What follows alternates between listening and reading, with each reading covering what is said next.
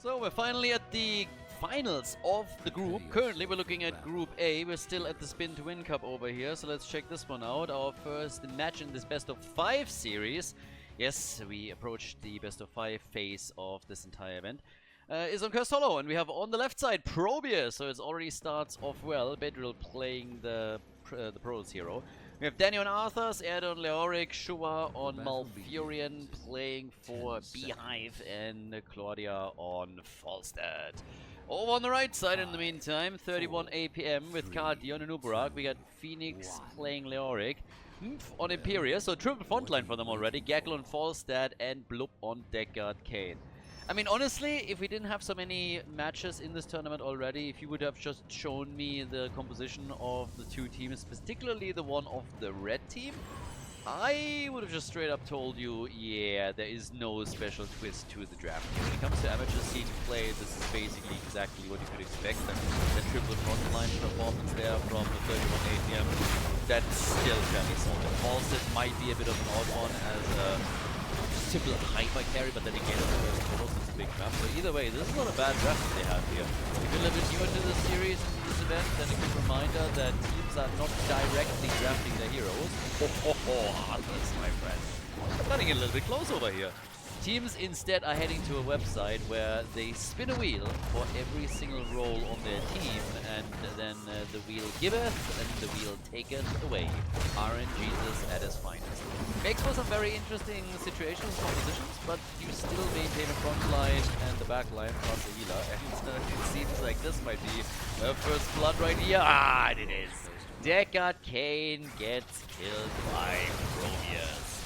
Okay, so Deckard Kane is gone, and so is Uberak. The cockroach got murdered. That's the second kill in the game. As down on the bottom of the map, we are still having the straight next attack coming in here. So let's see how the two birdies are going up against each other. This is, by the way, another one. That's another one of those little thingies here when we're talking just generally about how this tournament plays out and what you can do here, that you all of a sudden find yourself in a situation where you have a mirror match happening on a lane, Falstad against Falstad. So this is going to make things also quite interesting. And you can always check a little bit what exactly is happening, who is actually getting a little bit ahead. Maybe you have different builds in the two heroes too. This is not something that you see in a whole lot of tournaments, so it's a bit of a novelty in this particular one. It's kind of nice. Now, with the first seed soon spawning, we're gonna see which team pulls ahead on the objective. We got 2 kills to 0 right now. And over up to the top right, we're looking at a little bit of a trap here apparently. Shua is about to drop the roots and misses them hard. A little bit of a sad moment right. They set it all up, and you know, and then it was a little bit too much. He got a bit nervous, adrenaline was pumping, the anticipation was there. You know, performance problems. We've all been there, or not. And certainly Malfurion, with his 10,000 years, he's getting a little bit old. So you have to understand that performance at some point might be lacking a little bit. And in this case, that's just what happened. But he makes up for it. Look at this, a double root right there. So he's making up for it right away. That's how you know, he's a good sport. You realize, well, that didn't work out the way that I intended, and then a minute later, he's just there for the team. They might still get that kill, but Falls a little bit too eager. Now he has to be careful here, but he's not the only one, because Imperius goes down as everybody is still fighting for the position here, and the bird goes down as well. So it's a kill for a kill. Even trade between these two. As all the way towards the top, we also have the Leo versus Leo mirror battle. It's actually kind of interesting that this is the first time, I believe, that I've been casting this, as Tribute gets locked in, that we have 2 mirrors. So there's a lot to look at later on. Also slight differences when you compare the builds. Not really when we're talking about the 2 Falstads. The Falstad player on the right side, Gaggle, is actually doing a bit better on his little 1-stacks. But when you look over to Leoric, there is definitely a bit of a different approach that they're currently running. Consume Vitality and Paralyzing Rage over on the blue team side. And then we have Austin's Renewal and Neil Peasants for the added wave clear for the self-sustain on lane on the red team side. And here's the bird battle. So much chicken in this game. Yeah. A couple of spicy chicken McNuggets, I wouldn't say no to that now either. But anyways, 3 kills to 1. Currently the blue team is a little bit ahead in the kill count, but they fall behind in experience. And oh my god, get wrecked. Oh, Imperius comes in and just absolutely brutalizes Falstad over here.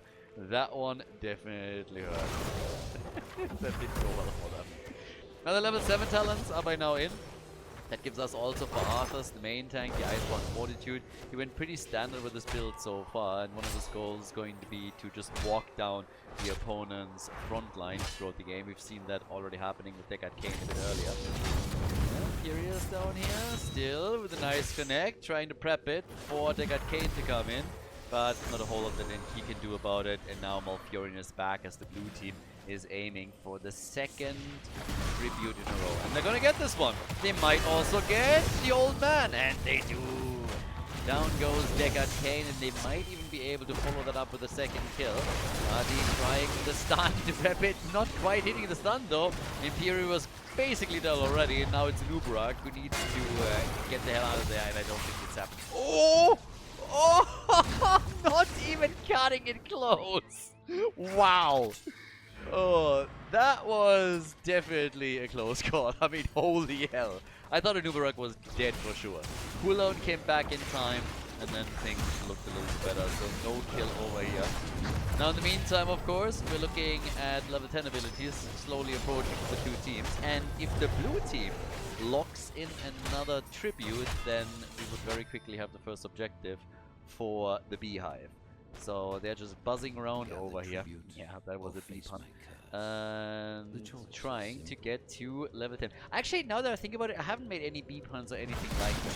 I mean, usually we're with Rexa, you know, we are at least on top of the game when it comes to the bear puns, but now I'm not quite sure how we're gonna work in these here. Maybe if we have Tracer later on, we could also talk about the Nexus and there a little bit and all kinds of insects. I mean, we already have a couple of cockroaches and other things around, but yeah, be it as it is. The tribute is finally up on the map, and this is where it's going to get interesting. So let's see what exactly they can do over here. Which team is going to lock in the first one already? Here comes the hit. Falstad, careful. In comes the Gas, tries to create some space for the tribute to be channeled, but that didn't work out. And now we have 2+ Gases that try to push them back out. And then Ubera getting wrecked here first with a follow-up on Imperius, as it seems. He dies too, and they are going straight for the triple. 8 kills to 2 for the Beehive at this point, as they are absolutely wrecking things here. Falstad is dead as well, so he gets also murdered, and they're immediately moving over towards the boss, trying to take this one out too. So it's not only going to be a curse, but also a boss that is pushing in aggressively. We have 18,000 damage for Falstad, 25,000 for... well, 25,000 actually for Leoric on the other side. So when it comes to... those are the top damage shields on each team, by the way. So when it comes to the just sheer comparison between the mirror... No! They're being pushed back as they lose Arthas, and now they lose it too. They keep it chained, and they're trying to go for the boss. Blue team is still fighting. The curse is already on. They're not giving up on this. Arthas might actually be back for this fight. He already respawned, and the Nubarak is about to go down. Oh, escapes again. This is starting to become a habit. So that's gonna get interesting. Skill ist, wenn Luck zur Gewohnheit wird. Das ist alles, was ich dazu sage. Anyways, so the boss not quite stolen. The boss still in play. The 2 Leoric players, they're kind of interesting to me right now. We have Leo on the blue team side with a lot more damage on heroes, but lacking a bit in the AoE department against minions, which makes perfect sense since he doesn't have Neil Peasants, as Falstad just gets murdered and disappears in a bunch of feathers on the ground. But that's another opportunity now for the blue team to get themselves a second fort after the minions already destroyed the one at the top. But as I was about to say, blue team's Leoric, 27,000 damage now against heroes, lacking a bit in minion damage. On the other side, when we're talking about the triple front line, the red team cannot quite keep up with the hero damage on their Leoric player. Then again, they are roughly on the same level when it comes to the 2 Falstad. Each team now going for a boss. And that's kind of important, especially now for the blue team, because they are focusing the boss down at the bottom of the map, which will then allow them to straight up go for the final remaining fort that is still standing there. And the red team is a little bit slow on this one. they are definitely not the fastest here, and that's starting to become a bit of a problem because while they are still trying to get the boss, this one is already getting escorted in, and another camp is also about to be taken by the Beehive, so they are doing pretty okay here. And 31 APM might lose this little push battle. It's still 13 versus 13 on the experience. And just to give you a bit of an idea about how this EXP came to pass, look at the hero difference. It's a huge advantage for the blue team, but where they fall short is the minion experience. This is where 31 APM is doing much, much better.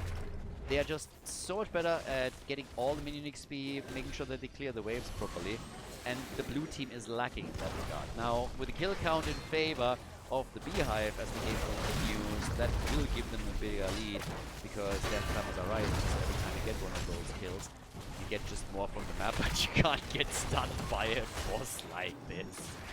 That shouldn't happen. It's of course also quite annoying that the fort is still standing, so the catapults that are still pushing are not going to be met by any resistance here. And again, at the bottom lane, we have a similar situation here now as well. So yeah, the same thing is currently happening there too. But then, with that said and done, another little push coming over here towards the middle, and let's see how this is going to pan out for them. At this point, the only thing that we are getting is a big fight with a nice gust here that could actually cause some problems.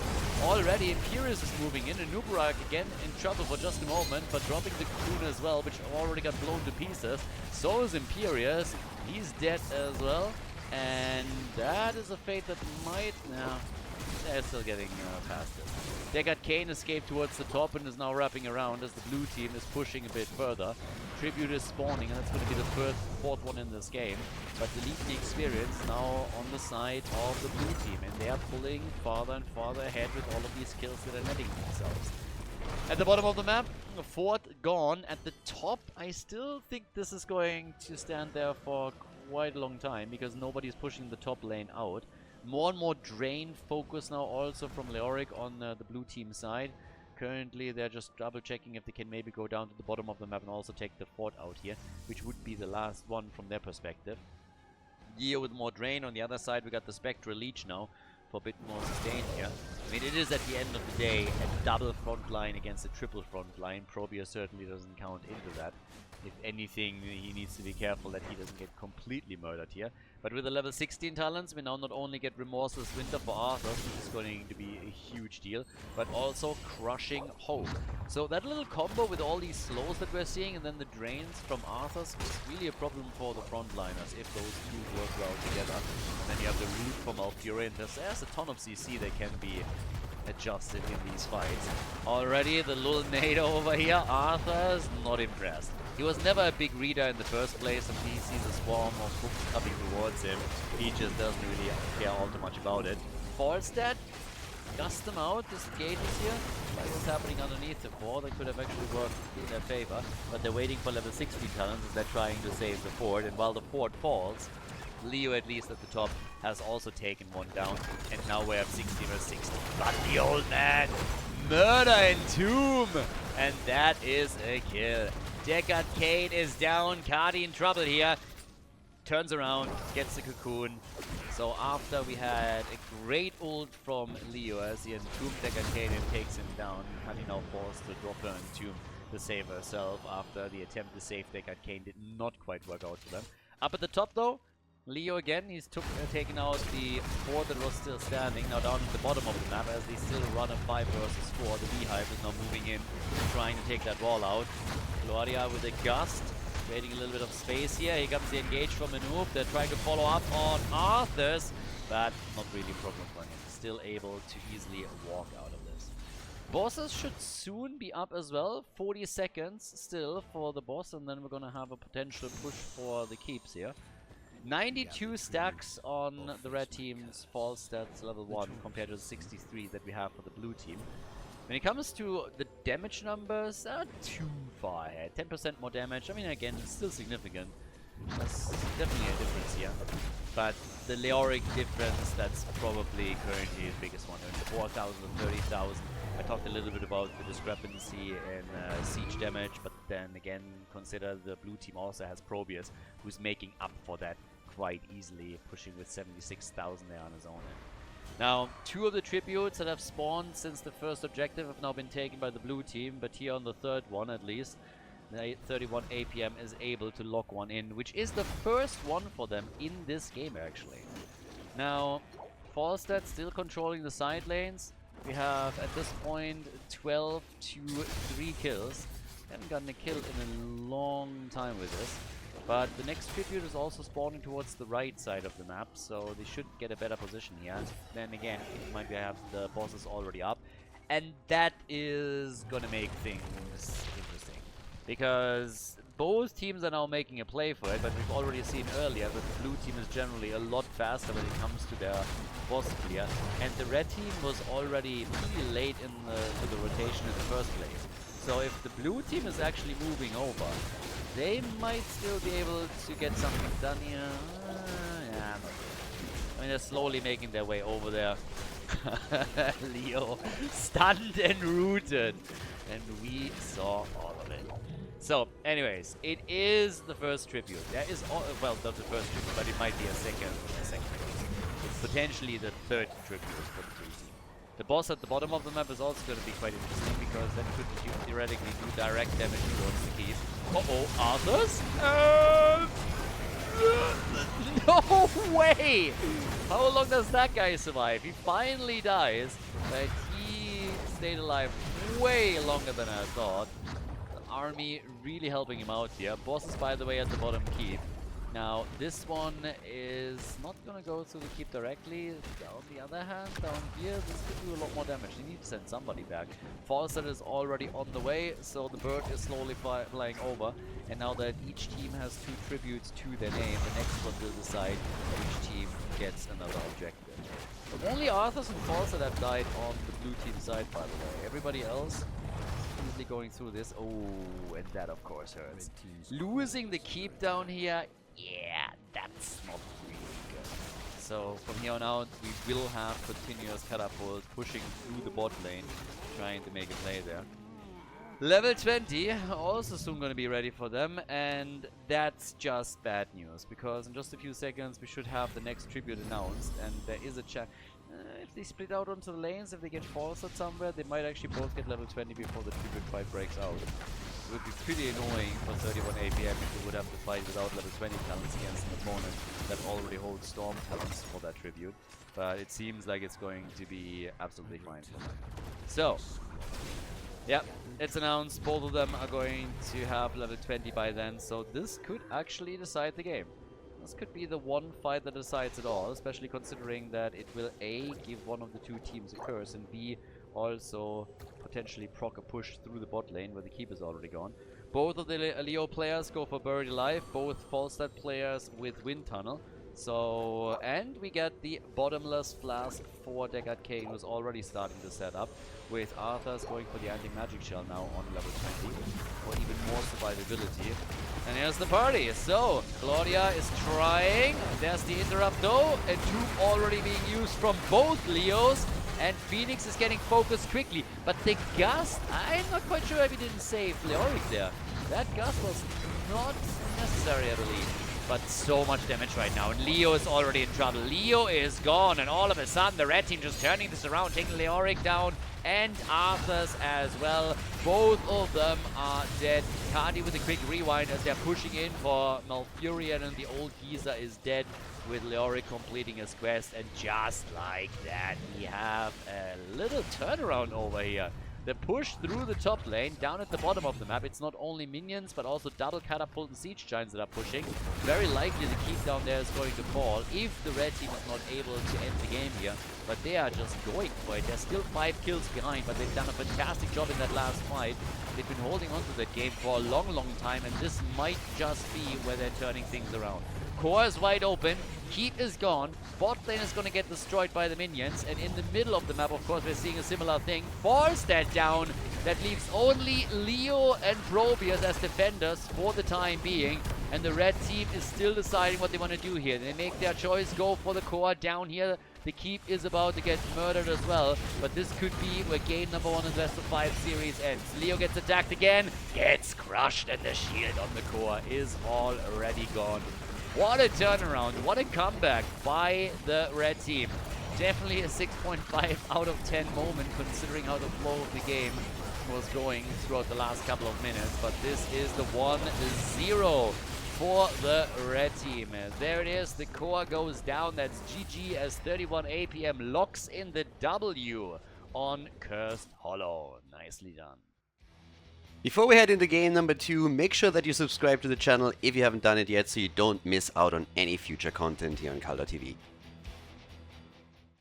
Alright, game number 2. So the compositions are getting a little bit crazy as we're going into the second game of the best of 5 series. We have on the left side for the Beehive, Bedrill on Liming, Erde on Artanis, Danny on Muradin, Shua's playing Brightwing this time, and we got Claudia on Asmodan. So yeah, things have gotten a little bit more spicy.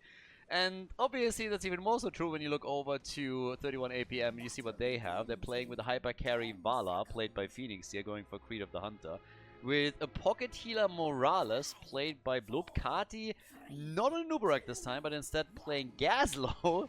And we got on Nubarak and Gaggle on Zeratul. So yes, things are definitely getting interesting over here.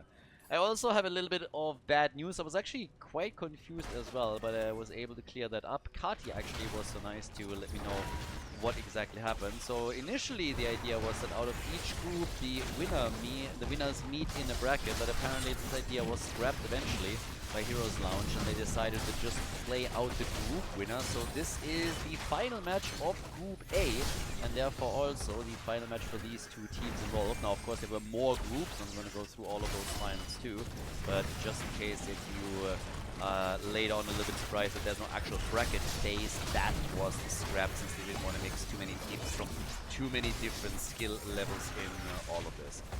But alright, so with that said and done, we're now looking at the bot lane where we're gonna have a Gazlo doing his thing. So the Gazlord is gonna go hard on this one. We have him currently with a Rocket Boots and all the way up at the top. Where the 4-man is rotating between the mid and the top lane, is going to try and do his thing here. Creed of the Hunter with 27 stacks already. The only question is, of course, is Vala going to be able to stay alive throughout the game? There's, of course, the blind potentially of Artanis that could play a role here. Asmodan is going to hit his shots later. And Asmodan is currently sitting at 32. So they're trying to, I suppose, help Asmodan get stacks. Not too much success here, but thankfully with this 4 versus 4 situation unfolding, he's able to get some hero shots in, which also gives him then some decent stacks. But generally speaking, the idea would still be to get the work done with a couple of nice hits up at the top so far.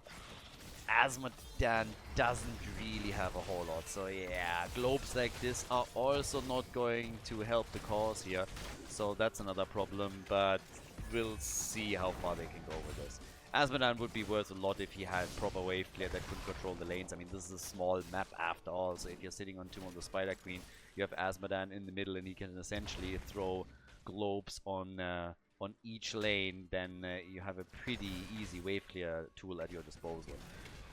50 stacks right now for him. We'll see how it goes. Obviously, the level 10 choice makes a difference than 2. The fruit fly is getting smacked around here as the red team unwraps the fly swatter and slaps Brightwing. So that's a quick kill, and that's first blood in the game too. Now Vala with 67 stacks, having Morales here is definitely going to help her. Honestly, Vala with Pocket Morales is going to get interesting later when Stim Drone is a thing, because this is going to hit hard. If you have the Stim Drone, that can turn Vala into an even bigger monster than she already is with the auto attacks. Especially since, of course, at this point she still has the wave clear. Now, as Zeratul is dropping a little bit low here, Gaggle currently just rotating around, going into a pretty typical build here with his level 1 stacking a couple of globes, looking for Shadow Hunter, going to Psionic Strength. We're going to have him assail Li Ming later on in the game, I would assume. Full Sledgehammer build, by the way, or full hammer build for Muradin up to this point. 8 stacks on his level 1. And then we have level 4 with a Sledgehammer as the Orb of Li Ming comes through. Already enough gems to turn in for 31 APM. They got the lead in the best of 5 series, and they're going to try and take this one. And Nubarak gets attacked immediately, and yep, Asmodan, sorry. And Uberak dives in and they're attacking Asmodan, so yeah, that makes a little bit more sense. Both start with an A. It's late. I don't have enough coffee. Actually, I changed things again. I have a coffee machine that like an full automatic or whatever they're called that uses beans. And since my coffee consumption has gone through the roof again, I decided that's too much caffeine for me. So I now bought decaf beans and I mix them with the normal beans, which means I can drink the same amount of coffee, but I only have half the caffeine. So IQ 200 play right here, but you occasionally mix up Asmodan and an Uberak as a result. A price that I am willing to pay. Now, Vala with 92 stacks, getting slowly to her second quest reward, and turning on Murden immediately to try and take him out. And then he barely escapes thanks to Brightwing. So, Brightwing to the rescue here. Asmodan with 122 stacks. Still a couple of shots fired over towards Morales. On level 7 we got the Art of Chaos now for the globes. But the turn-in is... I mean, they're really fighting for this one. Gazlo turned in at the bottom of the map. Zeratul nearly dead, barely makes it out of the fight. And Asmodan had an opportunity to drop him with a globe. As now the Tinker comes in to try and help out a bit. But it could actually be the first objective for the blue team. It looked for a long time like it would be for sure 31 APM to walk away with Web Weaver wave number 1. But now the blue team has an opportunity. They're sneaking towards the bottom turning point. They interrupt. Nice. Morales. Good job. And they turn again on Muradin with Vala just using him as a pin cushion to add more stacks to her name. But they're all over the place right now. I mean, both of the teams are mega eager to try and turn in here. And it seems, yes, they are able to turn in. The blue team succeeds. Vala was on it and would have delivered just a few seconds later. But it is actually the team on the left side. It is the Beehive that is able to get the first set of Web Weavers. And Asmodan is now at 166 stacks. So he is really getting a lot of damage out here. And while they could stack on these waves a bit faster and make him more impactful, this is at least the point where he is going to make a difference in this game soon enough. So Vala down here, again, getting a few stacks together, working those auto attacks in. Heavy on the run, by the way, too. So the stutter step mechanics can certainly be a little bit improved, but still hasn't died yet, and that's all that matters at the end of the day. Asmodan completes his first quest, and they are closing in on level 10 abilities too. They are trying to actually snowball this. Now, it's only a single kill in this game so far. We are 6-7 minutes in. And this is starting to get a bit wild. Now, top side is defended, but the fort in the middle has been lost. That's not too bad when you're running the first objective of the game. And with level 10 abilities, can they do a bit more here? Yeah, well, they certainly get Asmodan to 220 stacks now, and he went also for the pool. So, Tide of Sin is in, and he can get a couple of pools on the ground in order to boost the damage even further. So he is going to become not only a huge damage dealer against heroes as this continues, but an absolute AoE clear machine. So he's going to take these waves out with ease. But, Stim Drone. There it is. For Vala. Now, if she can survive until 16 without losing her Gambit stacks, then get a Stim Drone and Manticore, she's gonna eat those melee heroes within seconds. It's not even gonna be close. She's gonna absolutely destroy everything in their path.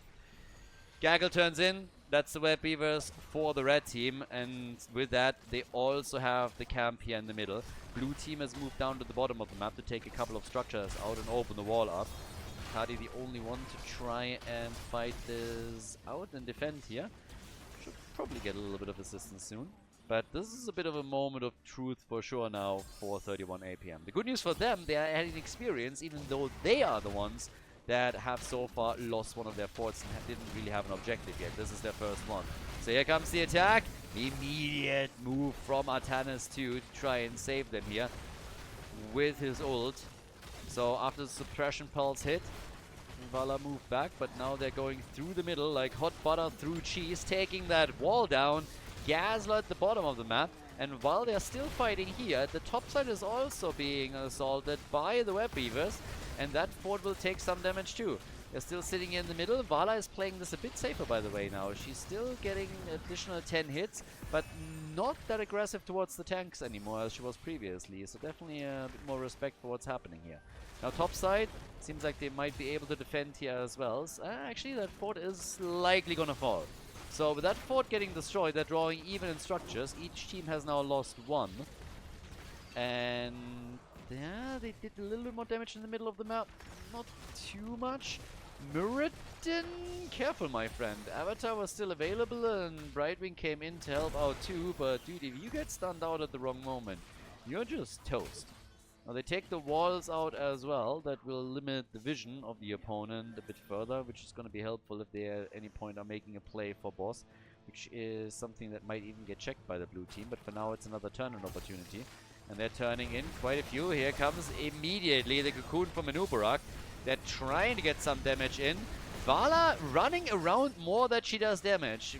Really worried about positioning, and that costs Zeratul his life. So Vala slowly started stepping it back. Now that also... Oh, the Morales swap. Mokus Morales, and there's the kill. Vala is at least getting some shots off against Muradin and is dropping him low. But them losing heroes like this is gonna hurt them. Now it's 2 kills to 1 and a half level advantage. They seem to be even thinking about going for the boss, which is a bit of a ballsy move considering how low the death timers are, just generally speaking.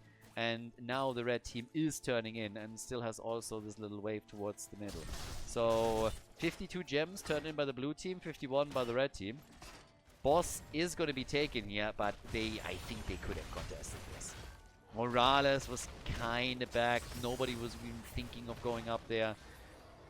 Yeah, I'm not quite sure if they actually knew or if they were just like, well, we suspect, but we're not going to check there. Either way, Zeratul comes in a bit too late to make a difference here. And another swap. Look at that.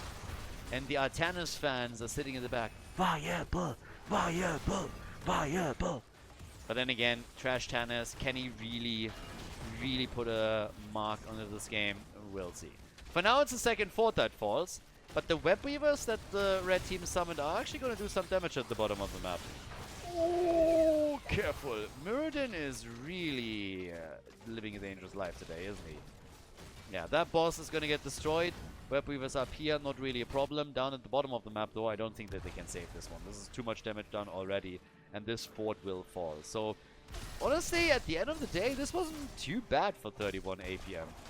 I mean, opponent got a boss. They didn't have to go for a trade with objective versus boss. They at least got something out of it.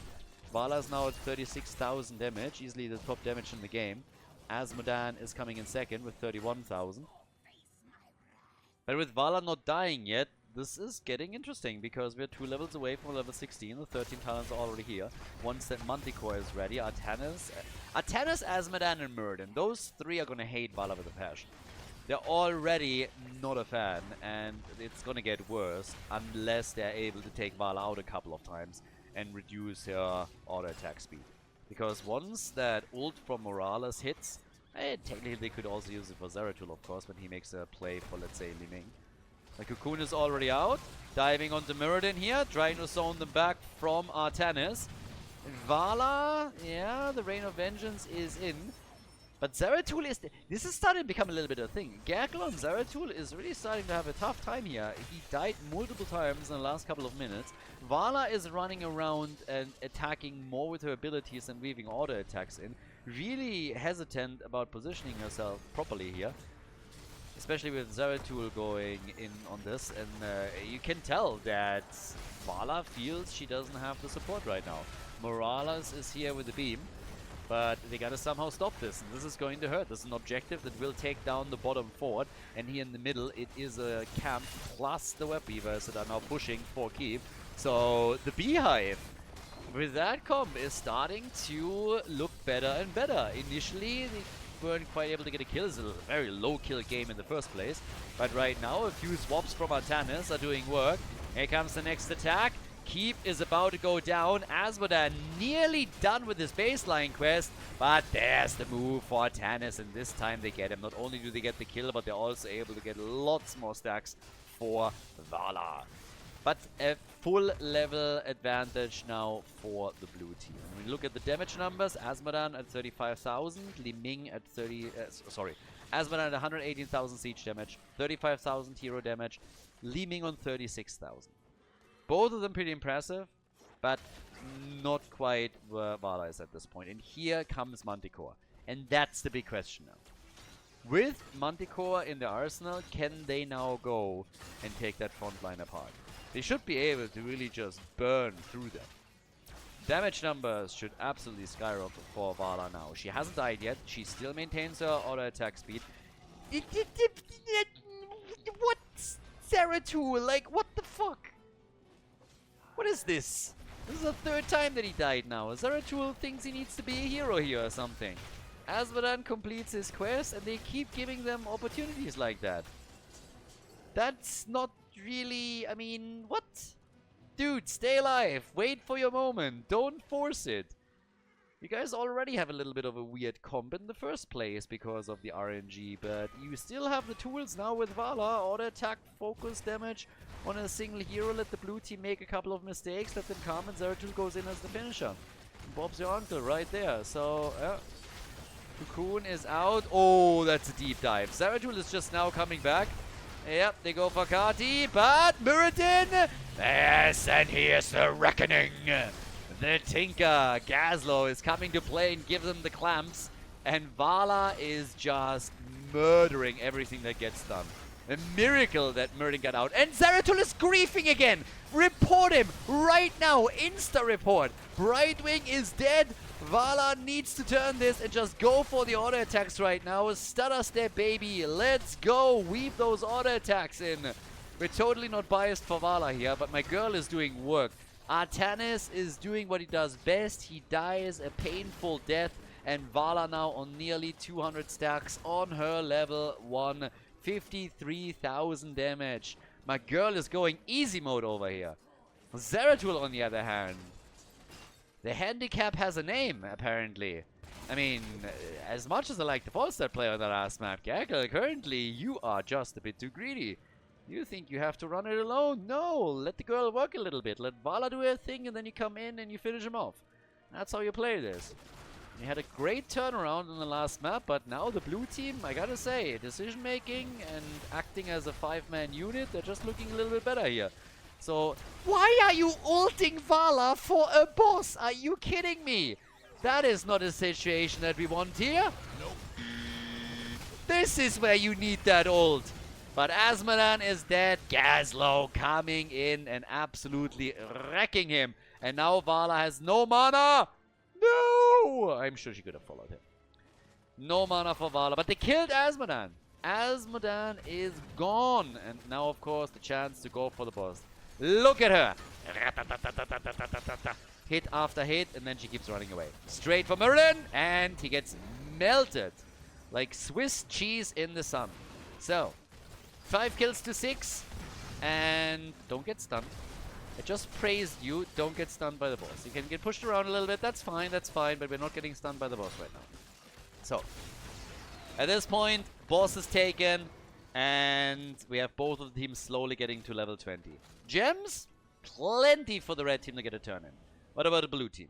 Blue team, in order to bring this back, let me look at the damage here for just a second. We got now 58,000 for Li Ming, who hasn't died yet, by the way. Good on her. But, yeah, Azmodan, 50,000 nearly himself. They need to somehow try and stop this. They got the Siege Giants, that's good. Zeratul has decided that heroes are a little bit too tough today, so he is going for minions. They don't fight back as much. I can understand that. There's level 20, and with that, we go to the top lane. Where Beaver's obviously slowly moving in too, but can they push for keep here? Yeah, Vala needs a pair of glasses. That Rain of Vengeance went absolutely nowhere. And actually, the blue team is defending pretty well, aren't they? That boss is go. Oh, ho, ho! Li Ming! Oh my good lord. So, Vala is dead. No, all hope is lost. Run! Run! Vala's gone. That's the first 5% of the attack speed bonus gone. And honestly, considering that they just had a boss plus web weavers, this isn't doing anything. They're trying to go for Artanis. Yeah, they go always for the weakest link in the chain, and they take him down. Good, that's a 4 versus 4 now, as long as they're able to get him out of there. Ooh, yep. Azmodan had other plans. So Azmodan takes Anubarak out. The rest of the team is on the run. And honestly, with them wasting this much time of the blue team, this is actually doing damage. The blue team hasn't realized that they are losing way too much. They could have perfectly defended this. Just saying, they're now losing a fort in the middle. And they're also potentially losing a keep at the bottom of the map. And for what? So, yeah, that is backfiring hard. I was about to praise them so hard for defending against the boss and the web weavers and not losing anything, and now they lost a fort, they lost the keep, and they're also losing on top of it the wall in the middle. I mean, they're losing pretty much everything here. They might even lose a couple of hit points on the core if they're not taking these catapults out fast enough. So they went from, guys, we're the best in the world, we stopped everything, we didn't lose anything, we're amazing, to, yeah, we got a little bit greedy, thought we could cross the map and end the game, and now we lost 2 structures for nothing. So, yeah. So, at the end of the day, for 31 APM, still worth it. Now, the blue team can now turn in, and that might change things up a little bit again. But Svala's back too, and she has 215 stacks. She hurts.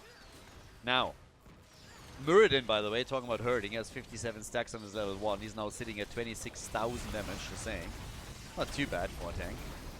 Anubarak got 34,000. They go for Brightwing. Zeratul, dude, you should be a little bit careful. But then again, Muradin, talking about being careful, he needs to be careful as well because Vala is just saying, oh, let's stack some damage here. Yeah. There's some heals on Zeratul, so Vala has to play it a bit safer for just a moment because her pocket healer is all of a sudden gone. But there's Muradin. Yeah, blind helping out for just a moment. Vala needs to be careful, gets the ult, and is getting some nice and easy hits in against Azmodan. So, all alone now. Artanis is down. Vala is just on the run. Vala is just running away, but now they can turn it again on maybe Muradin. And she is killing it. 80,000 damage for Liming, who has the top damage in the game at this point. Zeratul, no! He didn't hit Brightwing. He wanted Brightwing, couldn't get it, and then Khaldor put the clamps on Muradin and dropped him, so that's a 5 versus 3. And the boss? When is the boss up? A minute. Yeah, okay, it's not gonna help him. But can they take down one of the keeps? This is actually getting wild. It's game number 2 of the best of 3. We're now 16 kills deep, 21 minutes in. And if Zeratul would have killed Brightwing, I honestly think this might have been the end of it. Right now, I'm not so certain, because Li Ming and Azmodan can still do a lot of burst damage, so they could pop one of the heroes here. But the keep is starting to take damage, and yeah, they're doing work. This is gonna destroy it. The keep's gone. And they're going towards the top in an attempt to take this one out as well. Anubarak immediately spawning a couple of beetles. And Azmodan is, of course, dropping his globes whenever he can. But it doesn't change the fact that now all of the keeps are gone. And that means the blue team is really, really on the ropes. They are in a tough spot. In a really tough spot. It's 0-1 in the series. Beehive had a couple of really good moments in this game. But currently, they just can't break through anymore. Vala hitting level 16 and now doing so much damage against 3 of their heroes in particular was a problem and still is a problem in every single fight. If they can't control Vala, then she is just melting Muradin and Artanis away. Now, they also have to account for Zeratul, of course, and they have in the recent fights quite nicely. But, oh, I'm not too sure about that. This is a little bit telegraphed. I mean, if you get that, fine. But they need to rush this. And the blue team isn't stupid. So they are already starting to check things. But they also have to hurry. So, yep, there's the first ult already out. But I think they're going to get this one. Li Ming comes in. Boss is about to be taken. Blue team was a bit too slow. And now, the end of Azmodan. Now, Brightwing! Brightwing to the rescue. But Vala is just hitting the auto attacks now. Muradin is in real trouble. Morales made it. Khaldor didn't. But Vala is absolutely destroying everyone. Just going brrrr with one auto attack after another. Li Ming, she's still better when it comes to raw damage, but Vala, of course, making the important kills right now. 90,000 damage from her. Li Ming still fighting, but she goes down as well. It's a 5-man team wipe. Boss is already on the core, utterly unimpressed with the team fight that happened just behind him. So now we're seeing everyone moving straight for it. And that is going to be a 2-0 lead in this best of 5 for 31 APM as the Beehive loses on Tomb of the Spider Queen. Gazlo and Asmodan present over here. Definitely an interesting game. And Vala plus Li Ming with an excellent job for their respective teams when it comes to the damage. GG!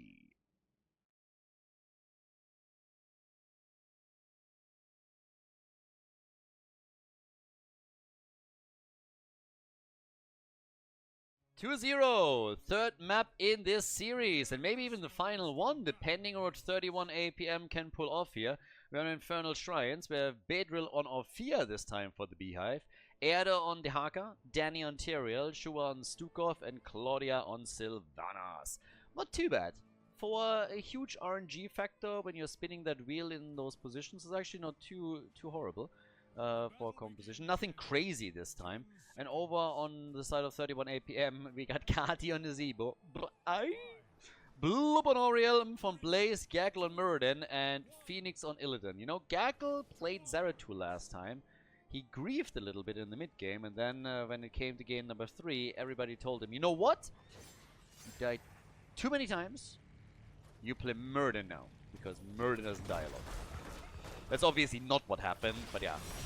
Kind of feels like I'm wrecking Gaggle here, but honestly he carried the team through several matches that they played in the group stage, so yeah, no haterina over here. Anyways, as it stands, we now have we have not only Muradin and Blaze as a stun leader, but we also have Illidan. So with the Illidonga, we will have some mid and late game assassinations going on, very likely, especially if he's able to stack his level 1 talent. But then also Nazebo, and that could become interesting if this heads into a late game. So if Nazebo ends up with 1 infection again, then yeah, let's see. Another thing that we have to watch out for, of course, is what exactly Tyrael decides to do on level 10. Currently, we get on level 1 already the Ardent Restoration. I would love to see him go for Judgment. Judgment Tyrael, best Tyrael, of course. Maybe not always the best choice if you want to win the game, but for the entertainment factor of the audience, that's definitely a clear thumbs up. So, we'll see. And they got a few tools against Illidan too. I mean, they got a Silence, for example, with Stukov. They got a Tongue from the Haka if he connects it. Judgment would also work. If they can burst Illidan down, then fantastic. If not, they might have a problem in prolonged team fights. Especially after forts have been destroyed and the map is a bit more open. Dehaka, Bumblebee skin, only good Dehaka skin, by the way. Interestingly enough, also one of the best Transformer movies. Can I just once again reiterate that Michael Bay is shit and doesn't know how to make movies? Absolutely horrible. Like, one of the Transformer movies, I was literally in the cinema and I forgot the plot because I was like, why are these guys now attacking these guys and who is causing these explosions? Just explosions, a couple American flags, and that is it. And you have absolutely no idea who's fighting whom and why, what's happening, why it's happening. I absolutely hate this guy. I absolutely hate him. If you are looking for anything else but just explosions on a screen, the guy is a disaster. And I think the Transformer series could have been a lot more fun than it eventually was. But yeah, it is what it is. Talked with a friend, by the way, about the TV series again. And for all of you that haven't seen it yet, I can still recommend The Penguin very heavily. It's obviously has been out for a couple of months now, but fantastic series. And if you haven't watched it yet, I can highly recommend. Also, if you're not into any of the superhero stuff, it's more of a crime series than anything else. So yeah, some fantastic characters in there. Definitely a great choice. But then again, with our Heroes game here, we have also a couple of nice developments, because as it happens, objective number 1 is about to pop up, and this is where the first fight is going to start. Illidan already at it. They're starting to take over. It's the blue team that has the initial position on the shrine. Oriel with a whip and the repeated offense. And yeah, Muradin with the zoning storm bolt. Gaggle with the zoning Stormbolt right there. And it seems, at least for now, that the blue team is just doing a bit better here. Illidan already up in the back line, but you have to be so careful with an early game Illidan. For that very reason, once you're focused, you are toast. And now they're turning on Blaze, and yeah, he's not making it either. So that's a double kill for the blue team. And that's 3 kills to 0 for them. Yeah, 3 kills to 0. They are going to get this particular objective. And this is actually a very dangerous spot now. Because level 7 talents are going to kick in. Should be able to do a bit more damage here. Mortar Punisher, let's see if they can open up that wall. And if they play their cards right with the stuns and also Stuko, they could break through. Already, they're going for Muradin. Poor Muradin. Gaggle is really having 2 tough games now. First on Zeratul, they really wanted him, and now on Muradin, it's pretty much the same picture. Everybody is going for Gaggle. Now, with the wall gone, that Punisher is still doing some damage. It's again Muradin that gets jumped. So this is a very sexy dwarf, as you can tell. I've always been a little bit on the fence when it comes to the Candy Muradin skin. With Sylvanas, by the way, this entire end tag is just so damn good. They're taking a fort down with the first Punisher. Are you kidding me? That's awesome. That is good stuff right there. But yeah, Candy King Muradin, I mean, I don't know. The pedo vibes are strong with this one. I mean, I like to call him Mr. Epstein because every single time I see there's like, wanna have some candy? And it just feels wrong. Like, I don't know. Release the Muradin files. That's all that I'm saying. Now, with the first fort gone, they are now going for the remaining camps on the map. Blue team is already eyeing the one at the bottom. Illidan still trying to get himself some extra stacks together. Is currently sitting at 11, has on level 7 gone for Unbound. Muradin with heavy impact, so our dwarf is going to hop around a little bit as now the 2 side laners are sitting topside. Only one team with a global, of course, so Dehaka could play a pretty big role later on as all of this plays out. For example, now, if that fight really is forced, then getting Dehaka into the mix would give them a numbers advantage. We're not quite there yet, but yeah. So, 64 stacks for Nazeebo. Slowly doing his thing. Illidan at the mid lane, still trying to stack. And Muradin already sitting at the side here. Gaggle has lost nothing from... yeah, there he comes. Jumps in. I was waiting for that Murder Stormbolt that gets followed up by a Blaze Jet Propulsion. Not happening. Yeah, unfortunate. Didn't really happen over here. So. Haka and no! No! Tyrael went for the boring ult. It makes sense, depending on what they're looking for here, but still, he went for Sanctification. Where's my Judgment? Judgment into Wailing Arrow. That's what I was hoping for here. And then I'm not getting... What the... What is that? Combustion? Have you guys lost a bet or what's going on here? Somebody combusted his last few brain cells. What's going on? Have you sniffed too many monsters or Red Bulls or what's happening here? Combustion? Come on, my friend. You guys are sitting in boys. You're a team. You play together. You can use bunker. I believe in you. That is just... What? Nope. I mean, now my hopes for this team have gone down. Combustion comes in against Sanctification of all things as well. They took Sanctification and he looked at it and he's like, you know what would really work well here? A long charge cooldown AoE ability. Yeah, great. I mean, Orphea is down, Illidan is getting some hits together and might even facilitate a second kill for them, but then Muradin falls. And wow. Yeah, I'm looking at you. Yes, exactly you. Yeah. I know you can hear me. I know you can hear me. In the corner. Shame on you. Shame on you. The only thing that I let slide here is an apology and a misclick. That's the only thing. Unbelievable. He picked Combustion. Wow. I don't even know what to say here. I got no words left anymore. The one thing that I was sure of is that we are going to get a glorious bunker. I always thought that Hoof was a prepper. He's one of those guys, you know, that bought a crap ton of toilet paper when COVID started. Yeah, and he stacked it all in his bunker. And then he doesn't even give his teammates access to it in a Heroes game. Unacceptable. Totally unacceptable. Wow. I gotta be honest, I looked at this ult and for a second I was like, ooh, did Blizzard add a new ult to Blaze? I had no idea what that is. I had to hover it to remember that he has a second ult. Anyways, as we have the... Look at it! Immense damage! Immense damage by combustion. Nah, I'm just joking. It did nothing. So, 4 kills to 1. Off we go. Next objective is up. Humph got pushed by Stukov. Stukov saw that combustion, started laughing, was like, get the hell out of here, just shoved him. How the... What? How did Erde survive? Dehaka walks through the sanctification and just walks out of the fight. Take a look at that. Watch Dehaka. Watch Dehaka as he comes in. So Dehaka is essentially dead, right? They already are... They're writing his obituary. And, and Tyrael with the big boy save. I mean, at this point, Dehaka was just like, yep, my time here is over. And all of a sudden, he's somehow safe behind the gate. Illidan, I don't think the same thing can be said for him. He's still being chased. Might make it out. Oh, the Aegis! And Blaze is gone! What about Sylvanas? She's fine. There were a couple of missed opportunities, though. And now they're going for Murder. And the Kangi King is in trouble. But he still had his avatar. The problem is it didn't do anything for him. So, yeah. Womp womp.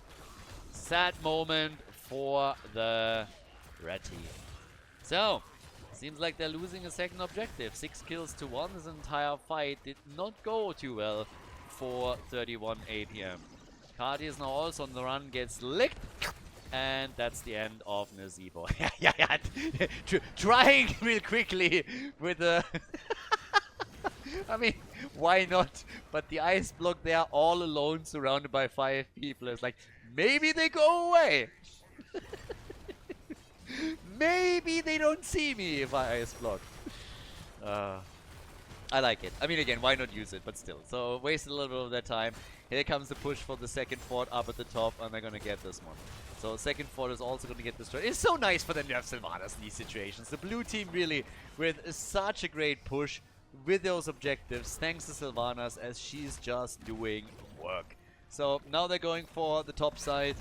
Over here we have the quick attack against Blaze, who also, interestingly enough, has continuously the hope generator for Oriel. Okay, now they're switching over to Nazeebo, and he is trying, but damn, that is a wall gone. I'm actually curious how much damage that keep is gonna take. There's a lick on Murden. Uh-oh, that's bad news. Gaggle jumps out. Combustion!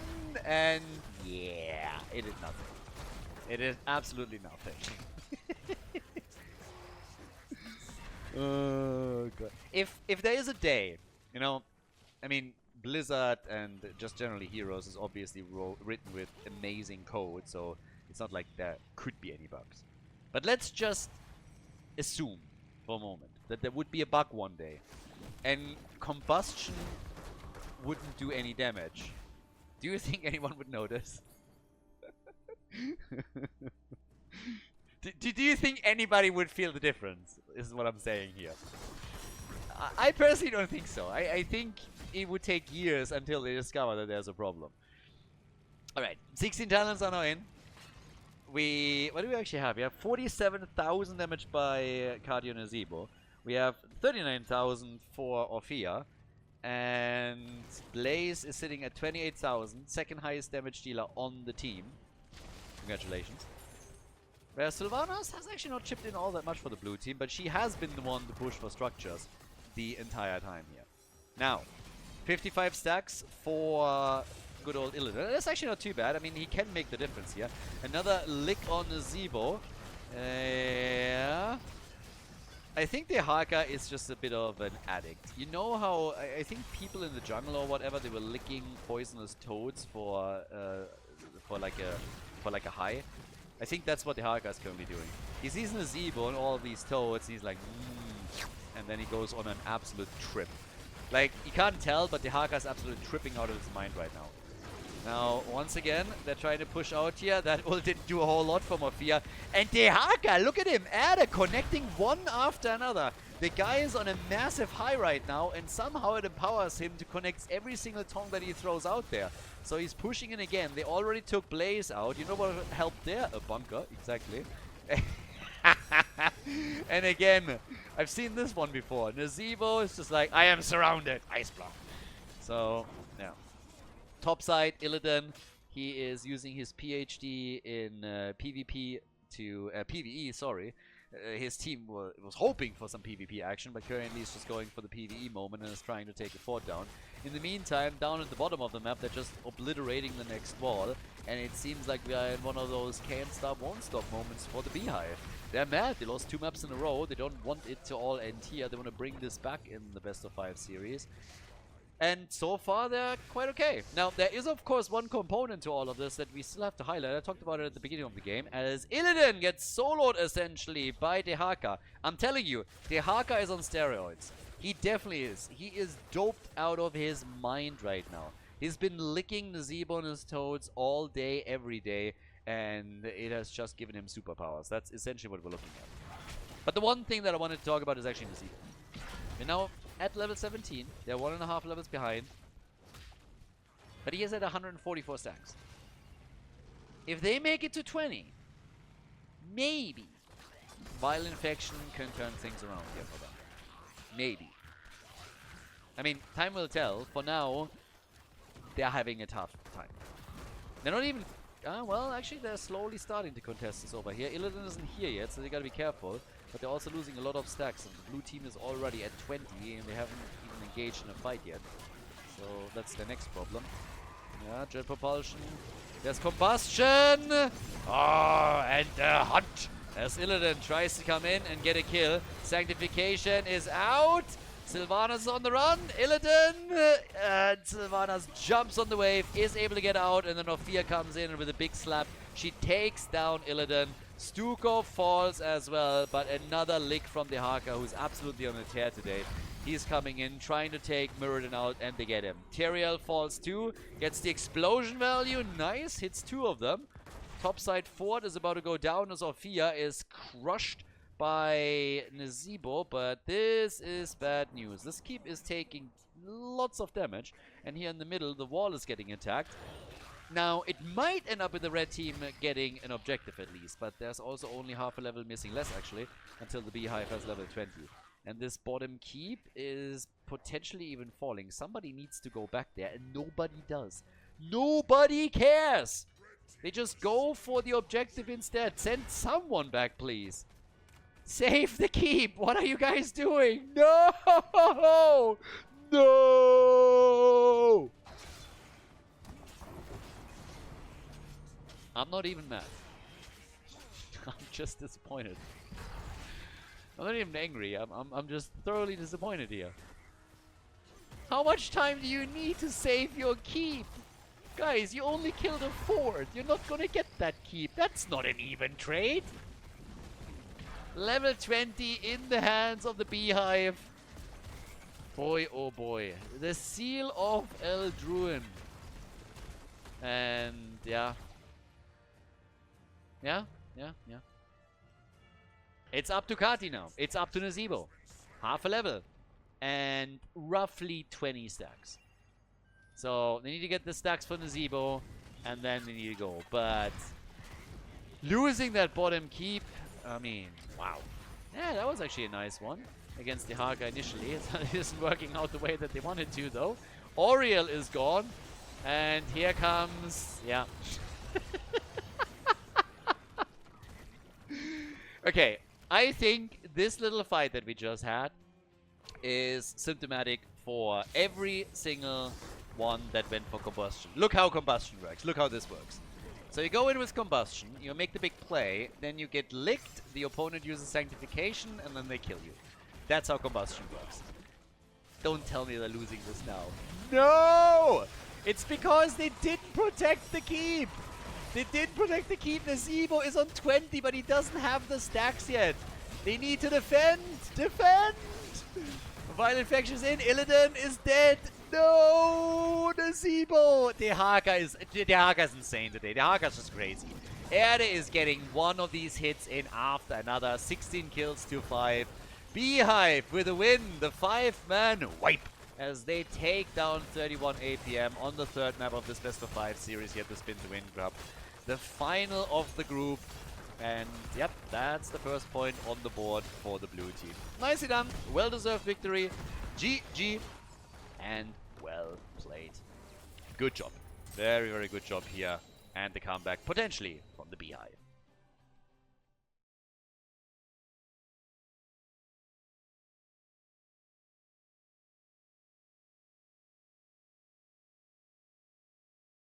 Game number 4. We finally got a point on the board for the blue team. Now, can they make those a few more? Yes or no? Time will tell. I mean, right now, over on the left side, we got Bedrill on Genji. We got Murky. Erde, after playing the Haka, is now playing Murky. Danny on Arthur. Shuba on Deckard Kane. And we got Claudia on Vala. To the right side of the map, 31 APM with Kati on Ragnaros. We got Phoenix on Samuro, Blub on Deckard Kane, is playing ETC, and Gerkel on Tychus. They tried him on melee, now they're playing him on ranged. Well, let's see if he's going to be able to melt Arthurs into the ground. Now, obviously, you have a couple of really interesting tools here already. This is a big map. We don't have a global, but what we do have is Samuro, and we also have him in a position where he could potentially... Gerkel, you're just disappointing me today. What is this? This is not a mount, this is a disaster. It's an assault on the ice. It is infuriating and it's not acceptable. This is the ugliest thing that was ever introduced into the Nexus and it needs to be annihilated. Burn it with fire. Burn it and burn it quickly before it lays eggs. And I'm not talking about Murky here. So, Samuro can cheese the objective a little bit on this map. That's something that we can actually see here too. Oh, that is not a kill. Not first blood just yet. Vala, by the way, went also into auto attacks. We have Deckard Kane on each side. The question is, who dies first? Which one's older? So, it's... I mean, honestly, at this point, the Nexus is... it's getting too old. It's really getting too old. The geriatrics are amongst themselves. It's very much American politics at this point. So, we're going for the old age home here. On level 1, we got the Scroll of Identify for one of our boys. On the other side, Sapphire is already in right there. And with that top side, we now have Murky against Samuro. There's the real battle, you know? That's the battle that we've all been waiting for right there. Oh, and Samuro. Ah, if that one connects, if Danny is able to come in here and connect that Howling Blast, I think Samuro is done for. Murky was already on the way to come back in here, and yep, that was close. ETC.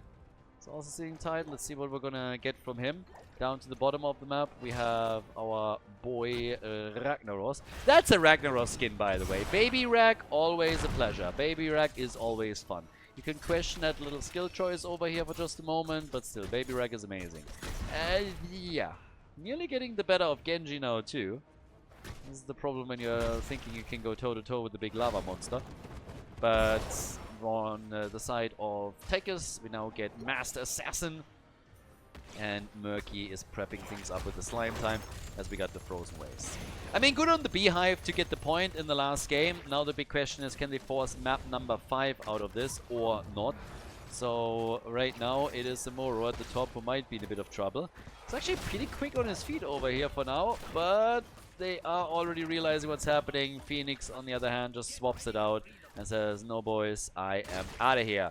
That's 3 versus 1 and he still escaped. That's actually 4 versus 1. We really ganked up hard on him and he did not care. It's a good time wasting their time there. So, not too bad. That allowed the rest of the team in the middle to take one of the towers down, so that's a decent start for them here. The camp has been taken by both teams and already been defended, but now the prisoners are activating. And that's where I want to see if Samuro is actually trying to cheese this. Anubura can do it with the Beetles, Gazlo can do it with some turrets, and our boy Samuro can do it with a couple of illusions. Now we got the Dragon Claw for Genji. And for Deckard Kane over here, the Rejuvenation Potion and the Potion of Shield Room respectively. Still that mirror aspect. As I said, the heroes aren't really chosen. You go to a website and then you just spin the wheel and the wheel is going to decide then who you play in that specific role. So that was what essentially happens here. But as we are already continuing, we have level 7 now starting to show up. Level 7 talents are making a bit of an appearance. That gives us the Cube Mastery, and we also have the Burning Blade. Samuro has not made a play for any of those objectives just yet, but he is starting to absolutely murder that top lane. So Murky has to be cautious now. It's not really going all that well for Erde up to this point. And over in the middle, Tigers goes down. Gaggle, no! Gaggle is gone. And that is actually first blood. First blood of the game, 4 minutes in. ETC against Genji, interestingly enough, at the bottom of the map right now. Not really the matchup that you typically see. I think he could have gotten the kill here. I think Genji, if he would have gone for a bit of a risk, I think that was definitely in the cards. But the blue team, emboldened by the victory on the last map, is now trying to take the first objective of the game. So Genji is low at the bottom of the map. ETC has tapped the fountain over here. They are working in some extra seconds. Tigers has to be careful, and Ragnaros has already gone for his tray to force them off the point. Yeah, they're stopping it 14 seconds before it's being hit. But yeah, it means that Ragnaros has also just used a pretty big cooldown that might miss in the last fight. Now, we still have a pretty slow game on our hands when it comes to actual team fights and kills. Not really a whole lot has happened here. Single kill, teams are making their way towards level 10. I would have loved for Samuro to just try and cheese it at some point or attempt it with those illusions, but maybe this is going to happen later on. Down to the bottom of the map, Genji still all alone and has now been forced again to face off against Ragnaros as ETC switches, and they need a tank in that fight. But this is now getting a little bit close. There's a slide though. They're trying to go for Vala. Vala still totally fine here. She gets attacked from Samuro in the back, and Vala, ooh, makes it out. Whoa, they saved the objective, but they couldn't get the kill on Vala.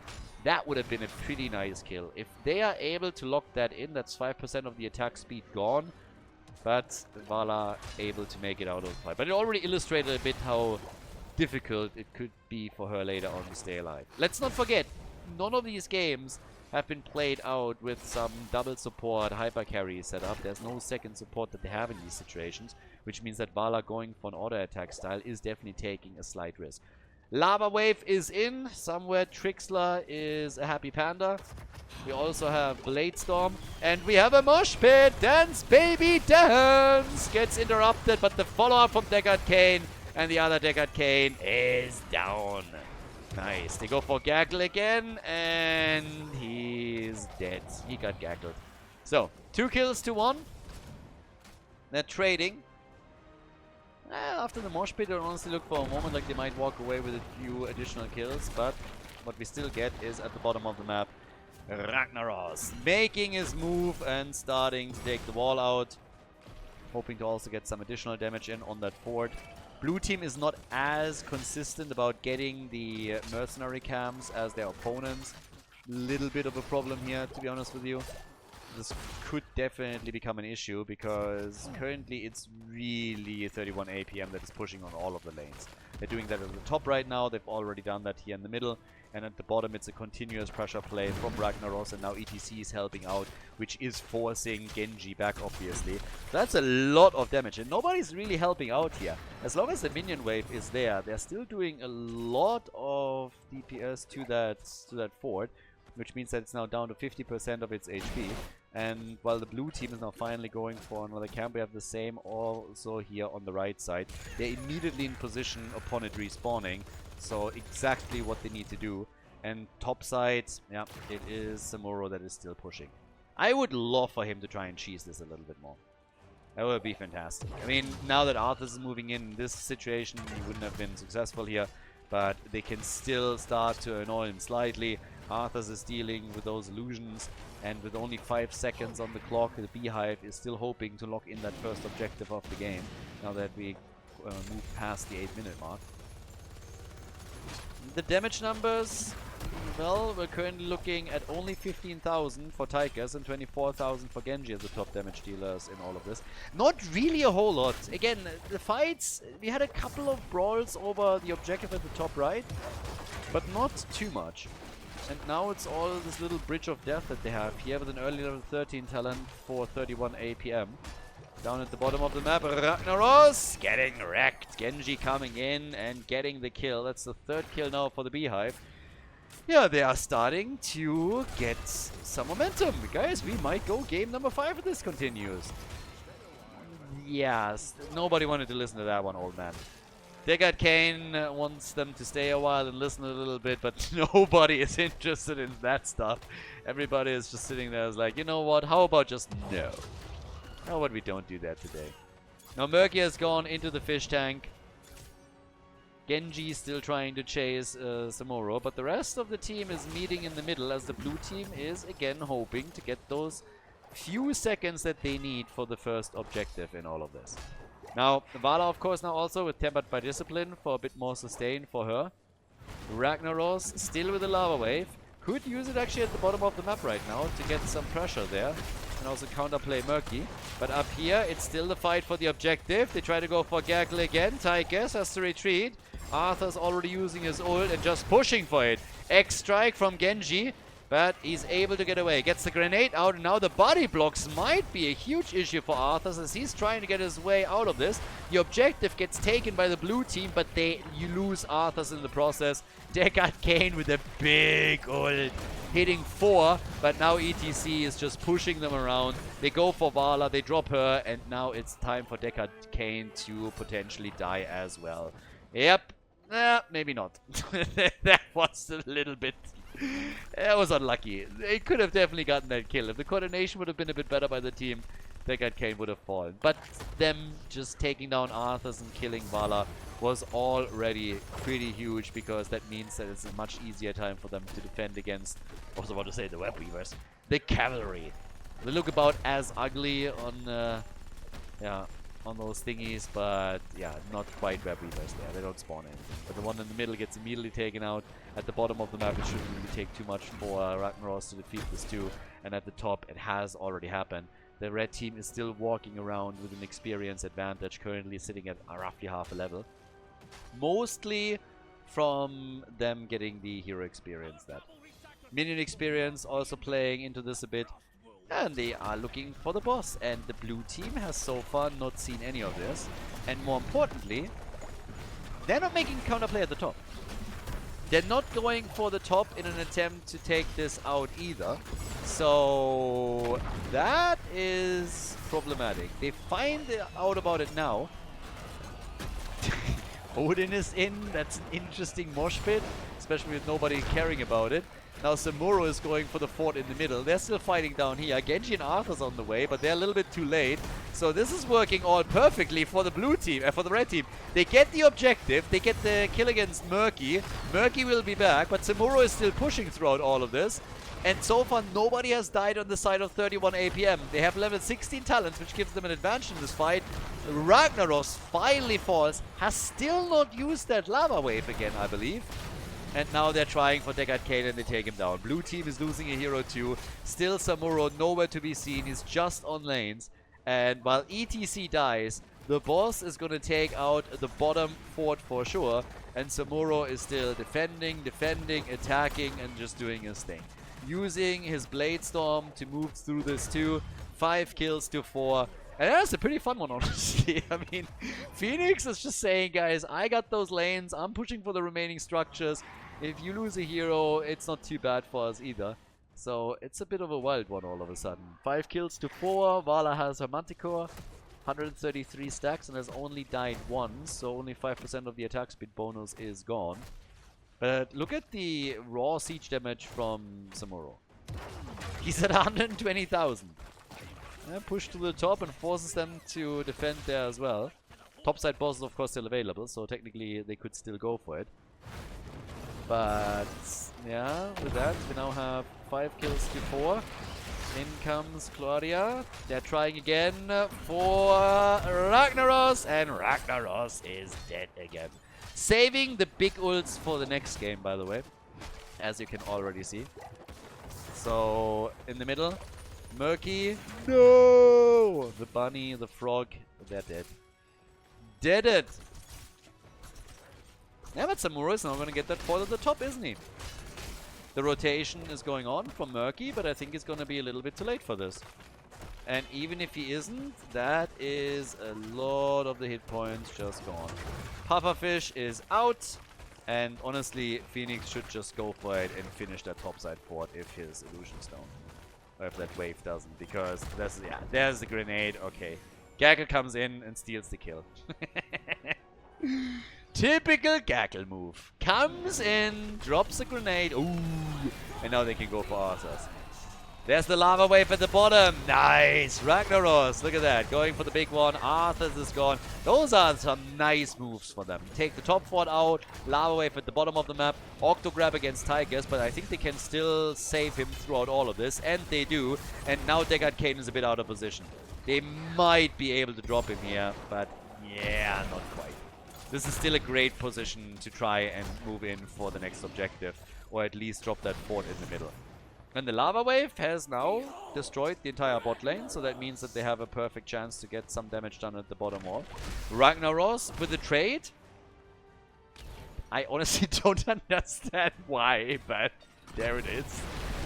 They are going for the topside boss. That makes a lot more sense to me. I could have seen Ragnaros taking this one if they get disturbed as they're attempting to take the boss. I don't know what exactly happened there. I'm sure they had their reasons. But now they need to take the boss quickly and then respond to what's happening at the bottom right. Level 20 is also going to be part of the next fight for 31 APM. And keep in mind, if they're actually winning this game, that means they win the series and therefore take the entire group. They would be crowning themselves the victor out of this group. And as I already explained earlier, the rules were a little bit changed, so there is no bracket that funnels into this. This is the final. This is the final of all of this. Lava wave down at the bottom of the map. They're not defending the objective, by the way. They're not defending this. They let this go.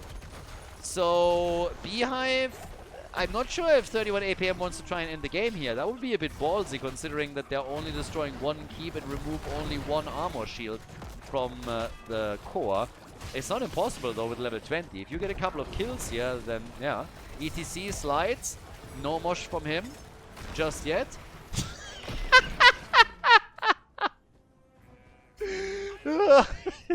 Deckard Cain with a big fat finger right there. Ult in the middle of nowhere. Oh my god. Maybe I missed something and just didn't see it. Maybe I would try to hit Genji or something and just swift strike out. But the second I looked at him, I just saw him drop a big ult in the middle of nowhere. It certainly looked like the cat jumped on the keyboard and just simply hit the buttons. Which I could totally see. Cats are assholes like that. They will trigger an ult in the middle of a fight, I'm telling you. So, 50,000 damage on Tychus, 42,000 for Genji. Still lava waves at the bottom of the map. It seems like at some point Ragnaros has just decided that whenever the cooldown is ready, he will use the ult at the bottom of the map. That seems to be this consensus there. It was always like, yeah, do I wait for a team fight? Do I wait for something? It's just like, do you know what? Just drop it onto the bot lane whenever you can. That's all that we need here. Now that we have level 20 on both sides, it's even fights once again. Deckard Cain here with Respect the Elderly. Mosh Pit is out. They try to go for the interrupt, and Vala gets hammered into the ground. That's more of the attack speed bonus gone. She loses stacks on the Gambit. Genji gets silent there for just a second. They still try to take him down. The X-Strike is back in. Ragnaros! And he's wrecked. But, wow, they nearly got Genji. They barely missed out on that kill. But the fight isn't over yet. This is a 4 versus 4 essentially now. Deckard Cain on the red team side is making some sweet moves. Murky on the other hand takes Tychus out. That's big. So Tychus is now gone. And that is going to be the setback that will push 31 APM into a more defensive position. Phoenix is still fighting there. Thinking about trying to solo all of this out, but eventually moves out of the battle. Which he really, really has to. Should have also gotten some decent damage throughout all this. Sitting at 32,000, which puts him actually ahead of Ragnaros, for example. But yeah, it's the siege damage where he really, really excels right now. There's so much pressure on these lanes with Ragnaros plus on top of that also Samuro. And if you look at Ragnaros went into Lava Surge. So Ragnaros can now really pressure lanes very easily. We're gonna see one come in after another just to pin the blue team down on their side of the map. 2 objectives is all that we had so far. This is the 3rd one spawning and might even be the one that ends the game one way or another. But in structures, if you look over to the red team side, they haven't lost anything yet. Well, towers, forts, towers and gates, yes, but no forts. So they still hold on to all of it. And yep, there's the next lava wave. Straight through the middle. Why is it making that little bob there? I don't even know. Burn, burn, burn. Yep. Some lava thingies just want to see the world burn. What is Ragnaros actually? Is it like a demon thing? Or what is it, lava? Is that it's just like an element? Fire element boss? Anyways. 10 stacks for Tychus, just saying. Tychus is a lot of stacks. Going up against Murky here has a lot of stacks. Might complete the quest. 57,000 for both of the top damage dealers, but this time the blue team figures out way sooner than before what's happening at the bottom of the map. Samuro even! Look at Samuro! He's actually moving over. Genji is the only one on the blue team that hasn't died yet, just as a bit of a side note. And immediately we're having Samuro in the fight. Trying for Murky. Oh! Close of getting the kill. Lot of ults. There's the mosh! Oh! And they're right on the platter! But Samuro is dead! Samuro is gone and they couldn't kill anybody. Oh, lava wave value! Oh, they just don't care. They lose 4 heroes. Samuro, Tegan, Kane. The Ragnaros and Tychus are all dead. That's going to be a 5-man wipe. 5-man team wipe.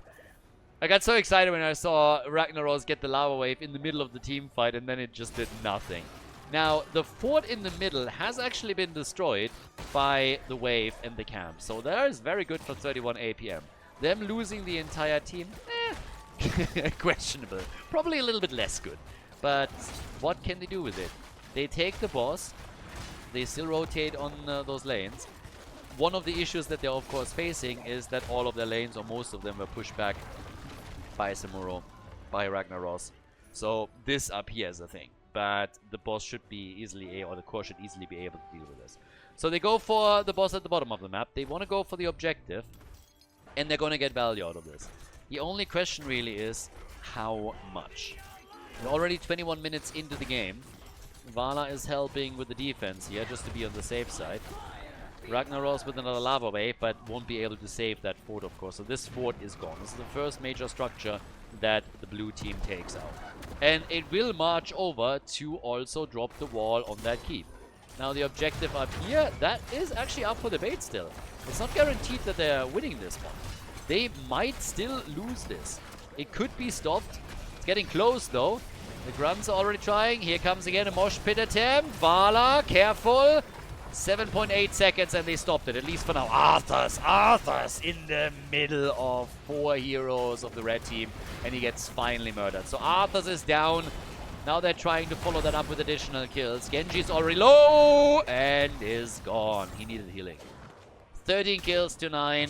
31 APM is bringing this back. They got murdered in the last fight, but now they are fighting back tooth and nail over here. The bottom keep is taking damage. Ragnaros the one to take care of this and ensure that it's not falling. Yep, uses the trade just to be safe.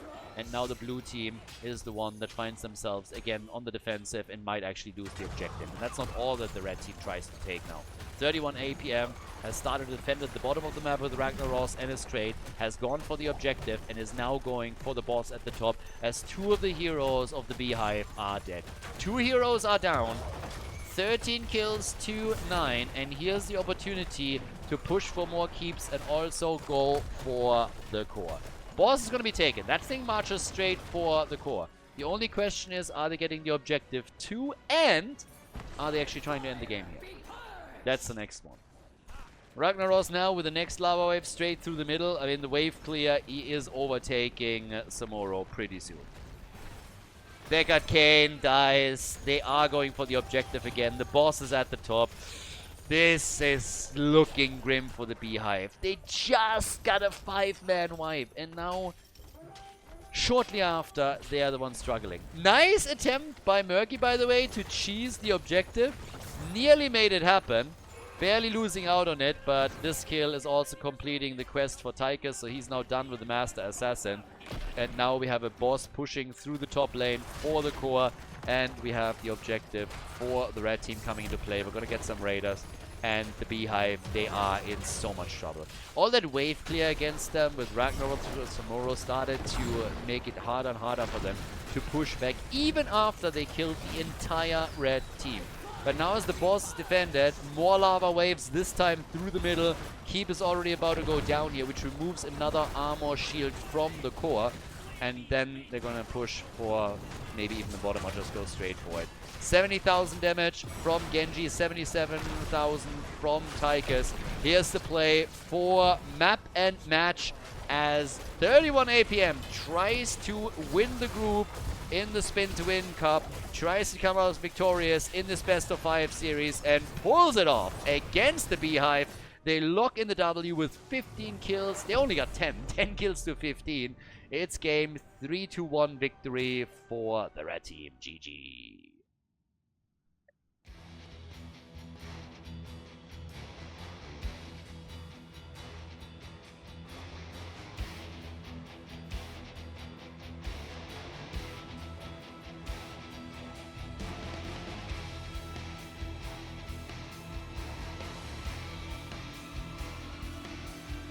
Thank you everybody for watching the video today. I hope that you enjoyed the show and the commentary. And keep in mind that the spoiler protection that is going to run for the rest of the video is made possible by all the support on patreon.com. So guys, if you want to support my work, if you want to help me start new projects and keep the spoiler protection in place, please consider heading over to patreon.com/Khaldor. There's also a link in the YouTube description, and check that out. Thanks in advance, and see you guys next time with more esports coverage here on Khaldor TV. Have a great day.